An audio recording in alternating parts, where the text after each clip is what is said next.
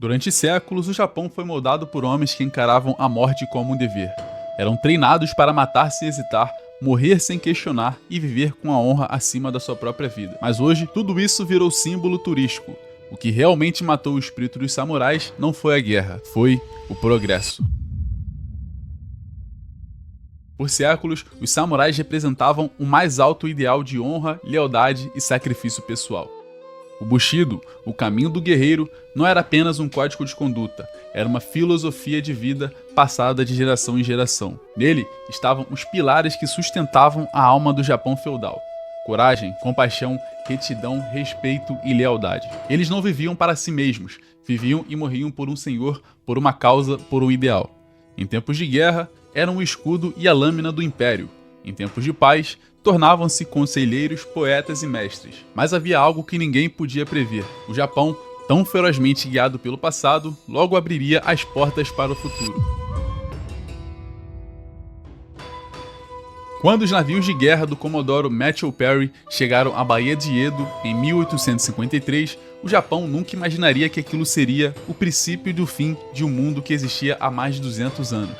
Durante séculos, o Japão vivia isolado, cultivando uma cultura única, centrada no código de honra samurai, com a espada como símbolo supremo de poder e status. Mas agora, o Ocidente chegava de forma violenta e impositiva. Perry, com sua frota de 4 navios de guerra, não vinha para dialogar, mas sim para forçar a abertura do país. A reação imediata foi de choque. O Japão, que se via como uma civilização autossuficiente e intransigente, se viu subitamente vulnerável. A partir daí, o Japão foi forçado a negociar com potências ocidentais, assinar tratados desvantajosos e, pior ainda, permitir o influxo de ideias estrangeiras como o capitalismo e a política moderna e o uso das armas de fogo. Para os samurais, acostumados à sua honra e à proteção das espadas, o cenário era desesperador. Como poderiam enfrentar um novo mundo quando seu maior trunfo, a espada, já não poderia mais competir com os fuzis e canhões? Mais do que isso, como manter a honra de sua cultura em um país que agora precisava negociar com estrangeiros e adotar novos sistemas financeiros? Esse foi o estopim para o começo de um processo de transformações que desgastariam a identidade samurai e abririam espaço para uma revolução radical no Japão. O Japão não teve tempo para processar tudo o que aconteceu em 1853, porque logo, em 1868, o imperador Meiji subiu ao trono.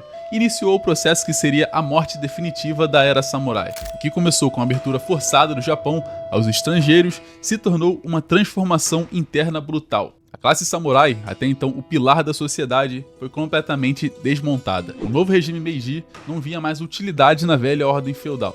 O direito ao porte de espada foi abolido, e os samurais se viram despojados de sua principal identidade. Ao invés de servir a um senhor feudal, o samurai agora tinha que se adaptar à nova realidade, trabalhar como funcionário público ou até mesmo se tornar empresário, ou, no piores casos, mendigo.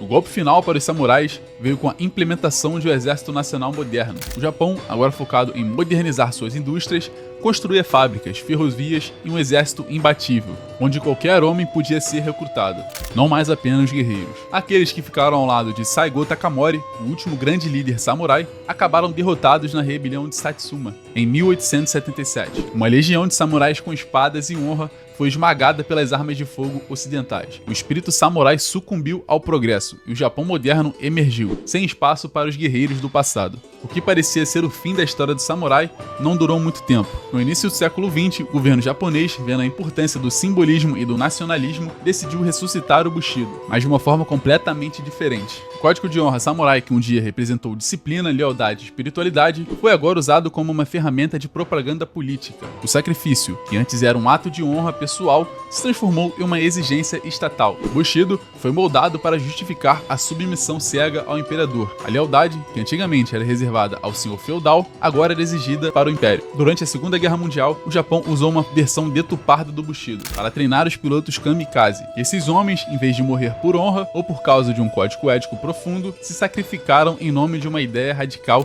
de nacionalismo e obediência. A espada samurai, símbolo de honra, foi substituída por aviões carregados de explosivos explosivos. O Bushido foi reduzido a fanatismo, e o que antes representava a busca pela sabedoria e pela virtude, agora se tornava um aparato de controle militar. Esse Bushido distorcido não foi mais sobre a busca de um caminho moral, mas sobre submeter a humanidade do samurai às necessidades do império. Após a derrota na Segunda Guerra Mundial, o Japão precisou se reconstruir, e com isso, a figura do samurai passou por uma transformação ainda mais profunda. O espírito samurai, que já havia sido desvirtuado pela política, agora se transformava em um produto. A estética samurai, com suas espadas, armaduras e códigos, virou uma marca global. Hollywood, sempre à caça de temas exóticos, foi rápida em explorar a imagem do guerreiro honrado, criando filmes que romantizavam o passado, como O Último Samurai. O samurai passou de um ícone de coragem e honra para um produto de consumo. A imagem do guerreiro lendário foi estampada em camisetas e virou tema de jogos. No Japão, os descendentes dos samurais perderam o prestígio de seus ancestrais. A classe samurai, que havia sido essencial para a formação da nação, agora era apenas uma curiosidade histórica.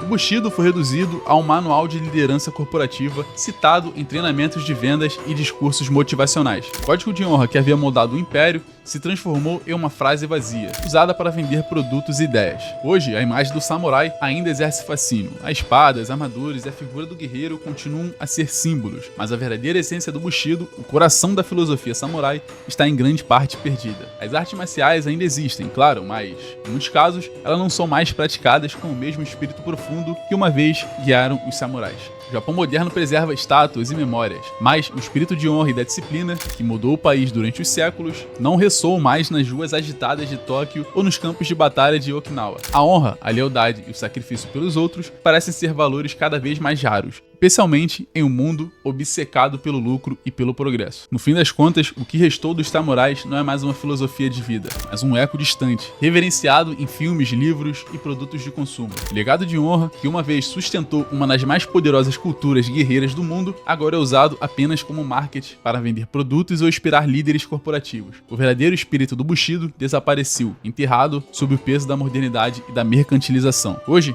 as únicas pessoas que ainda praticam o verdadeiro Bushido, com humildade, disciplina e honra, são poucas, mas elas continuam a existir, guardiões silenciosos de um mundo que se foi. Se você gostou desse vídeo, não se esqueça de curtir e se inscrever. Fui!